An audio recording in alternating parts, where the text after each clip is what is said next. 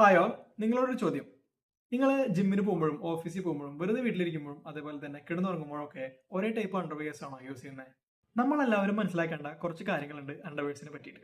അതായത് അണ്ടർവെയേഴ്സിന്റെ മെയിൻ ഉള്ള പർപ്പസ് എന്താണ്? സ്വെറ്റ് മാനേജ്മെന്റ് ആണ്. അതായത് നമ്മുടെ പ്രൈവറ്റ് പാർട്സ് അല്ലെങ്കിൽ പ്രൈവറ്റ് ഏരിയാസിലെ സ്വെറ്റ് ഒക്കെ മാനേജ് ചെയ്ത് നമുക്ക് യാതൊരു ഇറിറ്റേഷനും കൂടാതെ നമ്മളെ എപ്പോഴൊക്കെയാണോ യൂസ് ചെയ്യുന്നത് അപ്പോൾ കംഫർട്ടായിട്ട് വെക്കുക. അതുമാത്രമല്ല അണ്ടർവെയേഴ്സ് മൾട്ടി പർപ്പസ് ആണ്.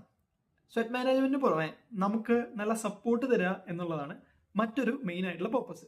സപ്പോസ് നമ്മൾ വെറുതെ വീട്ടിലിരിക്കുകയാണ്, അല്ലെങ്കിൽ നമ്മൾ കിടന്നുറങ്ങണം, അപ്പോഴൊന്നും നമുക്ക് അധികം സപ്പോർട്ടിന്റെ ആവശ്യമില്ല. അപ്പൊ ഇത്തരം ഒക്കേഷന് പറ്റിയതാണ് ഇത്തരത്തിലുള്ള ബോക്സർ. ഇതായിരിക്കും ബെറ്റർ ആയിട്ടുള്ള ഓപ്ഷൻ. അതല്ലാതെ നമുക്കിപ്പോ വൺ ഡേ ഫുൾ പുറത്തോട്ട് പോകണം, അല്ലെങ്കിൽ ഓഫീസിലോട്ട് പോകണം. അപ്പൊ നമുക്ക് സ്വെറ്റ് മാനേജ്മെന്റും നടക്കണം, അതേപോലെ നല്ല രീതിയിലുള്ള സപ്പോർട്ടും വേണം. അപ്പോൾ ഇത്തരം സാഹചര്യങ്ങൾ യൂസ് ചെയ്യാൻ പറ്റിയ ബെറ്റർ ഓപ്ഷനാണ് ഇതേപോലെയുള്ള ട്രങ്ക്സ്. പിന്നെ മറ്റൊരു ഒക്കേഷനാണ് ജിം അല്ലെങ്കിൽ നമ്മൾ വർക്ക്ഔട്ട് ചെയ്യുന്ന സമയം.